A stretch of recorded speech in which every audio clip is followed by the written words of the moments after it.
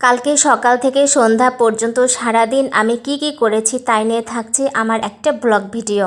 সকালে ঘুম থেকে উঠে ভাবলাম নাস্তা করার জন্য কি খাওয়া যেতে পারে, তো ভাবলাম যে রাইস খাবো।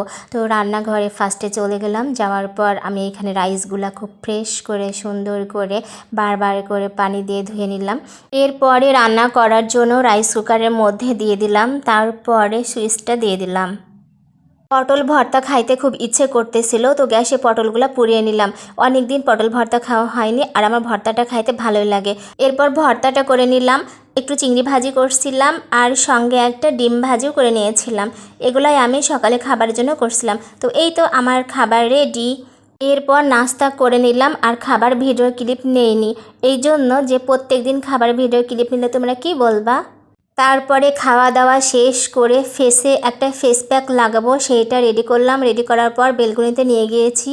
নিয়ে যাওয়ার পর এই তো আমার চেহারা দেখায়ে বলতেছি আমার কি অবস্থা, চেহারা কি হয়েছে এগুলো বলতেছিলাম।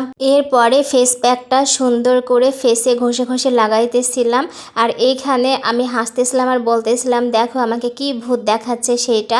অনেকে হাত দিয়ে ফেসে লাগায়, আবার ব্রাশ দিয়েও লাগায়, কিন্তু আমার ব্রাশ দিয়ে লাগাতে ভালো লাগে না, আমার হাত দিয়ে ভালো লাগে, সেজন্য আমি হাত দিয়ে লাগাইলাম। রূপচর্চা অনেক হইল। খাসির মাংস লাঞ্চের জন্য ভিজাই রাখছিলাম, সেটা রান্না করার জন্য রান্নাঘরে চলে গেলাম। তো আজকে আমার ইচ্ছে হইল আলু দিয়ে খাসির মাংস ঝোল খাবো। আমাদের বাসায় আলু দিয়ে কোনো মাংসই রান্না করা হয় না, তারপরও আমার খাইতে ইচ্ছে করে, সেই জন্য জোর জবরদস্ত করি। তখন হয়তো একটু একটু দেয়, তারা না দিলে আমি নিজেই দিয়ে রান্না করে খাই। তো আজ তেমনই নিজেই রান্না করলাম। তো আমি ফেসবুকে সবসময় খাসির মাংস আর মুরগির মাংস এইগুলা আপলোড করি। কেন আপলোড করি তার রহস্য আজকে আমি বলবো।